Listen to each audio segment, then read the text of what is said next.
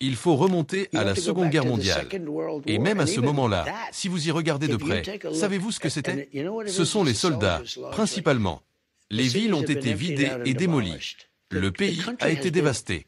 Si j'avais remporté cette élection, et vous savez ce que je pense à ce sujet, je ne vais pas m'étendre là-dessus parce que nous n'avons pas besoin de rouvrir ce débat. Je pense que c'est un argument simple. Cela a été prouvé de manière encore plus concluante par la victoire que j'ai obtenue cette fois-ci. Mais vous avez bien fait, monsieur. Eh bien, c'est votre opinion, mais je ne suis pas d'accord. Si j'avais assumé, gardé le contrôle, premièrement, la guerre en Israël n'aurait pas eu lieu.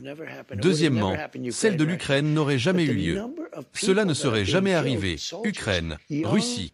Mais le nombre de personnes qui meurent, des soldats, de jeunes et magnifiques soldats, des centaines de milliers de personnes sont tuées. Et, vous savez, c'est très intéressant.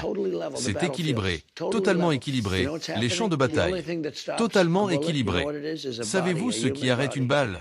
Vous savez ce que c'est? C'est un corps humain. Et les personnes qui meurent, des centaines de milliers des deux côtés. La Russie a probablement perdu 500 000 soldats. L'Ukraine a perdu plus qu'ils ne le disent, probablement 400 000. Vous parlez de centaines de milliers de corps éparpillés dans les champs. C'est la chose la plus stupide que j'ai jamais vue. Et cela n'aurait jamais dû être permis. Biden aurait dû être capable de l'empêcher. Il semble bien que le monde devienne un peu fou en ce moment, et nous en parlerons. C'est un immense honneur pour les Français de vous accueillir 5 ans plus tard. À l'époque, vous étiez présents pour la première fois, et je me souviens de la solidarité et de votre action immédiate. Alors, bienvenue à nouveau. Merci beaucoup. Nous sommes très heureux de vous avoir ici. Merci infiniment. C'est un très grand honneur. Nous avons entretenu une excellente relation, comme tout le monde le sait. Nous avons accompli beaucoup de choses ensemble. Et le peuple français est spectaculaire. Je pense que c'est l'une des communautés les plus importantes aux États-Unis, les Français. Nous les respectons et nous les aimons. Ce sont des gens très talentueux, extrêmement dynamiques, comme vous le savez très bien. Et c'est un honneur d'être ici. Nous avons passé de bons moments ensemble et nous avons connu beaucoup de succès, de véritables succès, en travaillant ensemble sur la défense, mais aussi en offensive. Et il semble bien que le monde devienne un peu fou en ce moment, et nous en parlerons. Merci beaucoup d'être ici. Donald Trump appelle à un cessez-le-feu immédiat en Ukraine.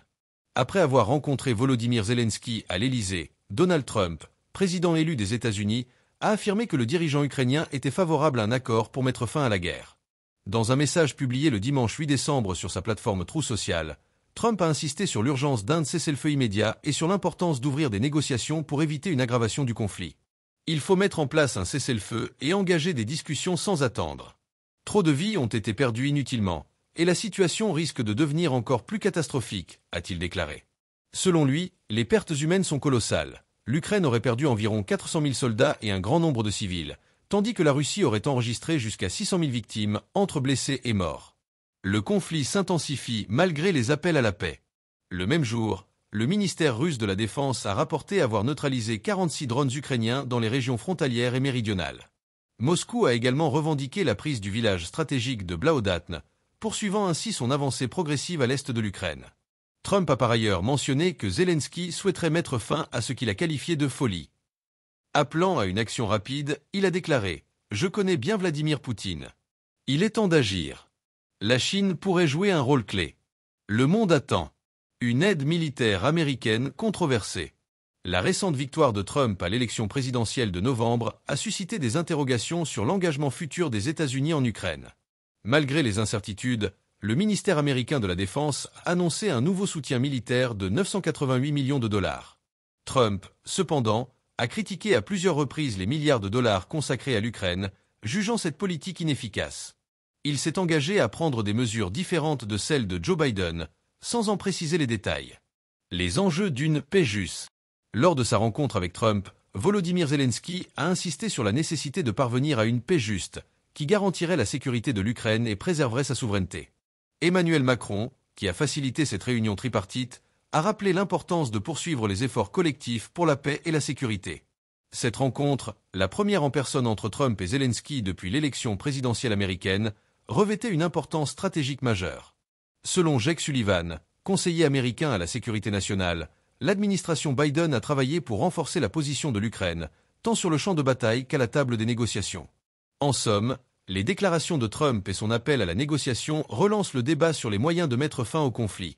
Mais la question demeure, un cessez-le-feu immédiat est-il réalisable ou les complexités géopolitiques rendent-elles cette solution hors de portée? Qu'en pensez-vous? Partagez vos réflexions dans les commentaires et proposez vos idées pour mettre fin à cette guerre. Votre voix compte. La chute de Bachar al-Assad représente un tournant historique pour la Syrie. À la suite de son éviction par une offensive éclair menée par des rebelles islamistes radicaux, la Russie a demandé une réunion d'urgence du Conseil de sécurité de l'ONU. Dmitry Polyanski, représentant adjoint de la Russie auprès de l'ONU, a annoncé sur Telegram que cette réunion, prévue lundi, vise à discuter des événements dont la profondeur et les conséquences pour la Syrie et la région restent incalculables. Le Kremlin demeure silencieux quant à la présence éventuelle d'Assad en Russie, refusant de confirmer les rumeurs selon lesquelles il se serait réfugié avec sa famille à Moscou. L'ONU a, de son côté, insisté sur la nécessité de juger les responsables des violations commises sous le régime Assad. Israël, inquiet pour la sécurité de ses frontières, a déployé des forces militaires dans la zone tampon du Golan, tout en affirmant que cette mesure est limitée et temporaire. La France conditionne son soutien à la transition politique au respect des droits des femmes, des minorités et des principes du droit international. Dans le nord de la Syrie, une frappe de drone turc a causé la mort de 11 civils, dont 6 enfants, aggravant les tensions dans une région déjà fragile. Pendant ce temps, la Chine a appelé à une solution politique rapide pour rétablir la stabilité en Syrie. Les États-Unis, déterminés à empêcher la résurgence de l'État islamique dans ce contexte instable, ont lancé des frappes aériennes massives contre plus de 75 cibles du groupe terroriste, démontrant leur engagement à sécuriser la région. La chute de Bachar al-Assad ouvre une nouvelle page pour la Syrie, mais de nombreuses questions demeurent. Comment la communauté internationale peut-elle garantir une transition politique inclusive et durable pour tous les Syriens? Les puissances étrangères joueront-elles un rôle de stabilisation ou risquent-elles d'exacerber les tensions dans une région déjà fragilisée? Merci de nous donner vos avis en commentaire sur la situation en Syrie. À bientôt.